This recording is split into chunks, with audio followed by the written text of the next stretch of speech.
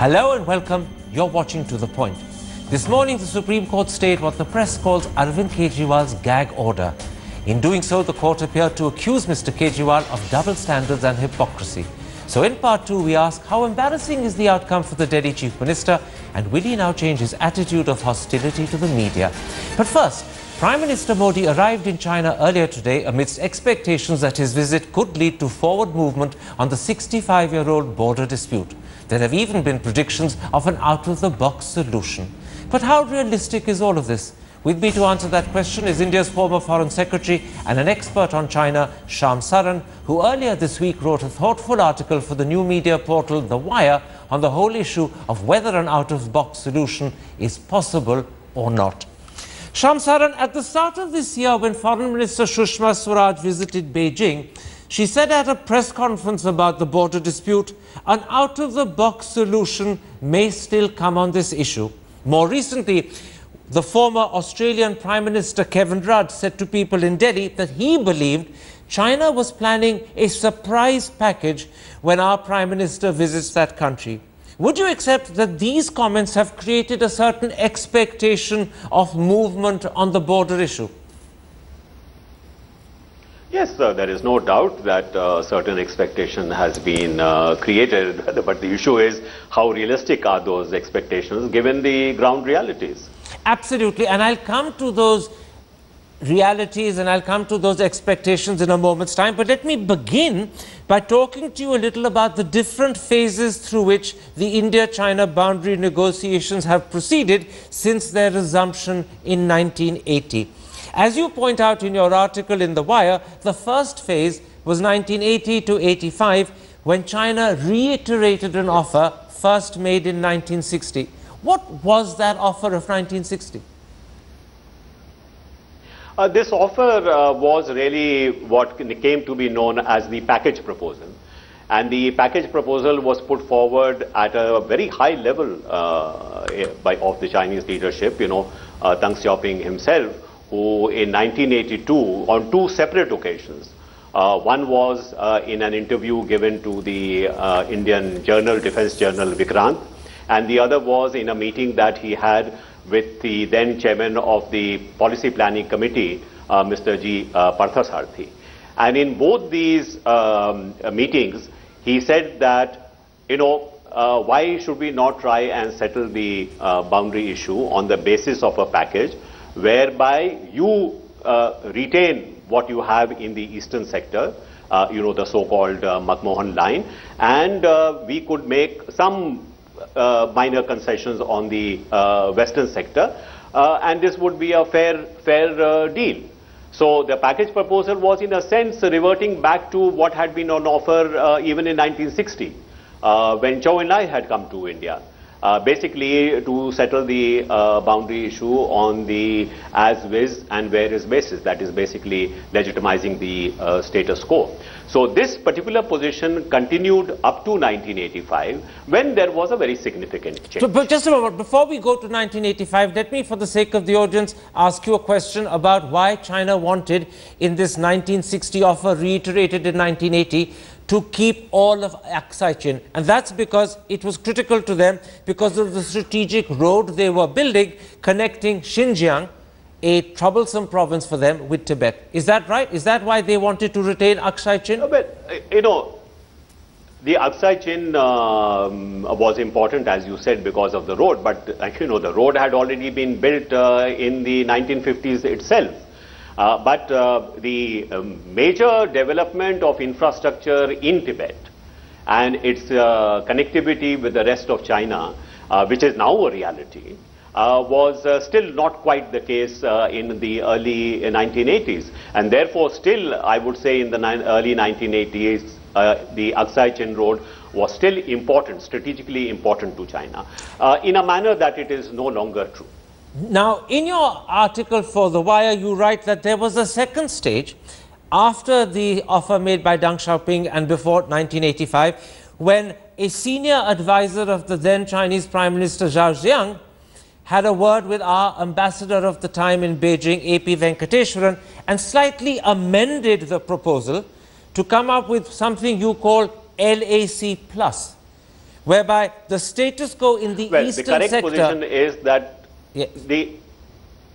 the correct position is that the LSC plus was actually something that very informally the Indian side had tried to explore.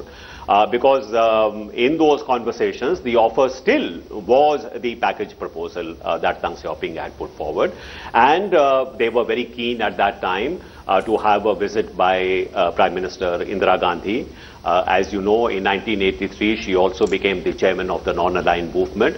This coincided with a period in Chinese diplomacy where they were trying to take a more centrist position after having been seen as being very close to the United States of America and being very anti-Soviet. So they perhaps felt that reaching out to the non-aligned movement, reaching out to India would also be in keeping with that shift that we were beginning to see in Chinese diplomacy. Now, so when they said, when she comes, you know, we can settle on the basis of the package proposal. It is, from our side, we said, well, you know, just the... You call LAC plus and the original package proposal was that they were prepared to make some undefined additional concessions on the West. I beg your pardon, on the East. They said, what they asked was, if we were to make some concession in the Western sector and settle on that basis, would she come?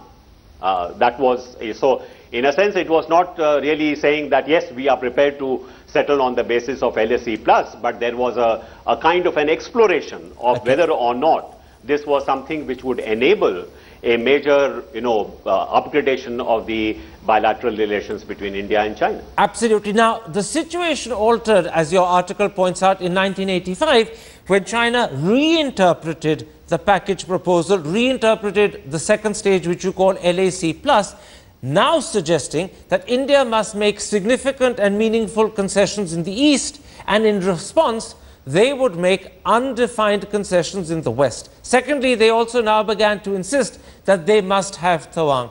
This was clearly a moving backwards of the goalpost and a hardening of China's position compared to the stand they'd taken just a couple of years earlier and compared to the stand they'd taken as far back as 1960. Why was this hardening of their position happening in 1985? Well, the only way I can explain it is, number one, because the Chinese economic reform and liberalization process had started significantly increasing China's economic capabilities, its military capabilities. The power gap in a sense between India and China was widening. There was also a sense that as far as the international situation was concerned, it was much more in China's favor. They had this close relationship with the United States. They had also started improving their relations with the then Soviet Union. As I mentioned, that there also in the meantime had been considerable development of the infrastructure in Tibet and the connectivity between Tibet and the rest of China. So perhaps, you know, the road through Aksai Chain was perhaps not as important as it was before, and therefore, you know, to give up something what they consider significant in the East in order to retain this strategic advantage may have, that may have diminished. And as you say in your article, I think it was a combination of factors. As you say in your article, the position taken in 1985 when they hardened their position has been basically the position they've kept since then. A quick answer to that before I move on. Oh, yes. Yes, that's basically true. Yeah. In which case, then, let me come to the key critical question. In these circumstances, what sort of out-of-box solution is credible and feasible? In your article, you appear to identify two possible potential out-of-box ideas. For the sake of the audience, can you explain what they are? Well, what I pointed out was that, it would be very difficult for India to concede Taiwan. A territorial concession involving Taiwan is politically not possible. However, what is possible is that taking into account the religious sentiments of the people of Tibet, perhaps we can ease the access of Tibetan pilgrims to Tawang, just as China may also ease the travel of Indian pilgrims to Kailash Mansarovar, which is of great sacred significance to us. So, without really going into the question of sovereignty over Tawang, is there some way in which we can ease the access to what is a place of religious significance? But that's essentially a confidence-building measure you're talking about. In your article, you actually set out two other possibilities. You're not advocating them, but you set out two possibilities. One of them, if I understand your article correctly, is a reversion to the original package proposal. The second, which you don't think is a very good idea, is to handle the border dispute a bit like the Sino-Russian or the Sino-Vietnamese ones, where the two sides took the disputed territory as a whole and then split it in some agreed proportion. You argue that that wouldn't work for India because the quantum of land that India would lose would be so large it would be politically unacceptable, particularly if China in addition wanted Tawang. No, I was pointing to what kind of solutions have been found in respect to other border disputes that China has had with its neighbors. So it is true that both with the Russians as well as with the Vietnamese, the disputed territory, which was not very large in area, certainly not as large as the area in dispute between India and China, some kind of a division in percentage terms, in proportional terms, was reached. But I pointed out that this could not be a solution because of the very large area which is involved in the eastern sector. It is virtually the whole of Arunachal Pradesh. So even if you are talking about 20% or even 15% of this territory to be handed over, it still means a very large part of territory to be ceded. So that I do not think is politically acceptable. Which means that, as your article suggests, and I'm virtually quoting your article now, the parameters within which a boundary settlement can be realistically sought if one is trying to seek one would be, as you put it, LAC plus on the one hand and the original package on the other, without Tawang being handed over. That's the parameters within which, if an out-of-box solution is to be found, it can be found. Is that right? An out-of-box solution which I think, and this is my own judgment, I think may be politically saleable in India. Because I think just settling on the basis of the existing status quo may still be politically difficult for a leadership in India. But if there was some additional concession which was available in the western sector in addition, which is what is LSA plus, that perhaps would be something which would be acceptable on the Indian side. So now the question is whether or not this is something which is on offer from the Chinese side. Absolutely. As of now, I see no sign of that. But for the sake of the audience, let me now explain what LAC plus is and get you to concur. LAC plus is basically a situation where the Chinese keep what they have in the West, which is Aksai Chin, but they make additional concessions which are so far unknown and unspecified to India in the West. And in addition, Tawang stays Indian. If that sort of LAC plus, as you put it, were to be on offer, and we don't know if it's on offer, but were it to be on offer, it would be at least theoretically politically acceptable in India. That's my judgment. Of course, it is something that the political leadership would have to decide. But LAC plus basically means the current line of control, the current status quo, plus some additional territory which would be available to India in the western sector. Now let me ask you this. We don't have any idea whether this is going to be offered by the Chinese. But what is the possibility or the likelihood or the chances that China could come around to make this sort of offer? I know they've made it in the past, but will they be prepared to now make it again? Well, they might consider a bold move like that, provided the payoff is significant. What is it that is so important to China that it would be ready to consider such an offer.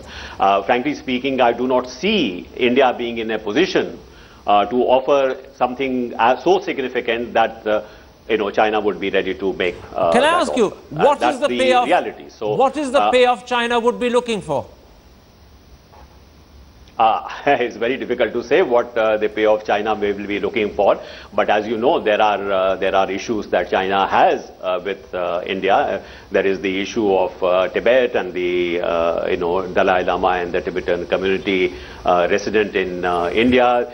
There are concerns which China has expressed about India's relationship with the United States, with Japan, with our activities in the in Southeast Asia.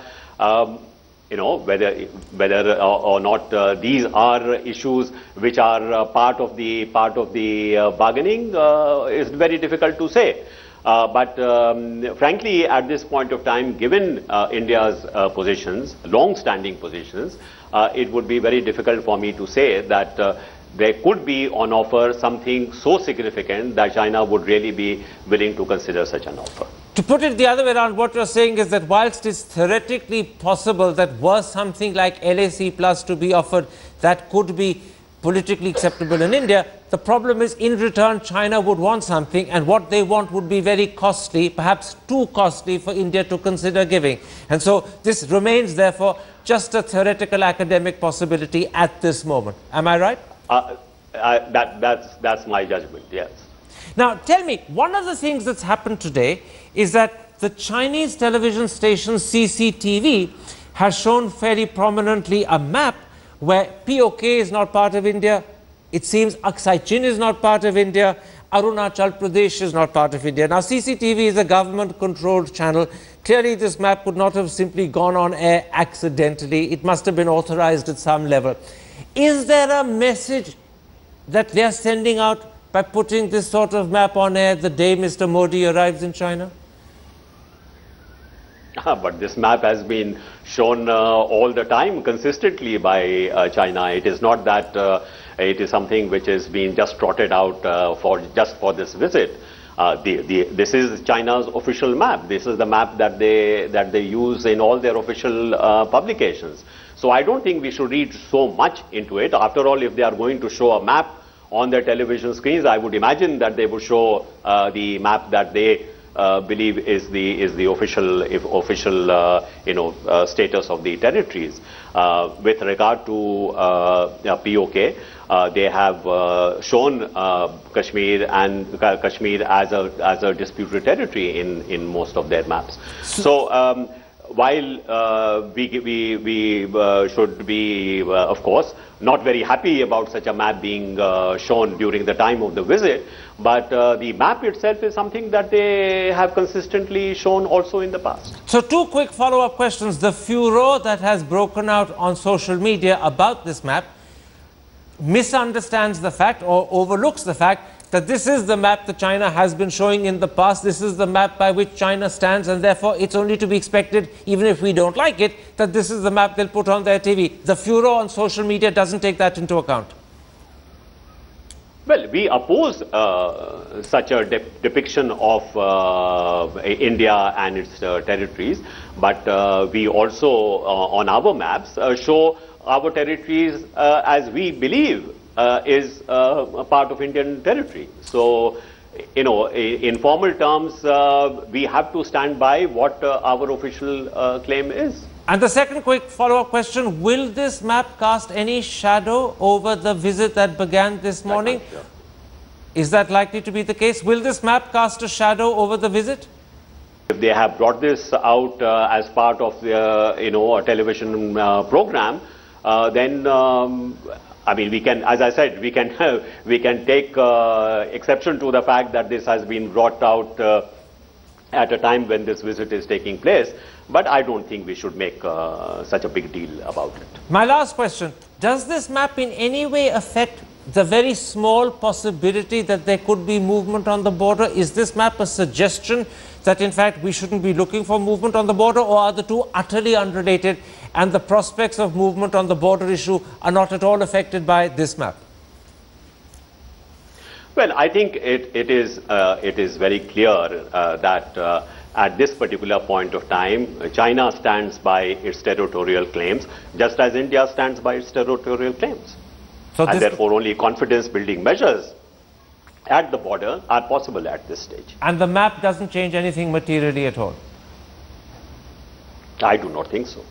Shyam Saran, thank you very much for joining us, and thank you very much for explaining your thinking on the likelihood, possibility and what shape there could be to any theoretical out-of-box solution, and how you added that at the moment it's unlikely to be offered because in return the cost the Chinese will want may be far too high for India to agree to. That, I think, substantially answers the enormous curiosity that is there about whether there is a possible out-of-box solution, how likely it is, and of course how acceptable it is. Time for a break, but then, has the decision of the Supreme Court to stay Arvind Kejriwal's gag order embarrassed the Delhi Chief Minister?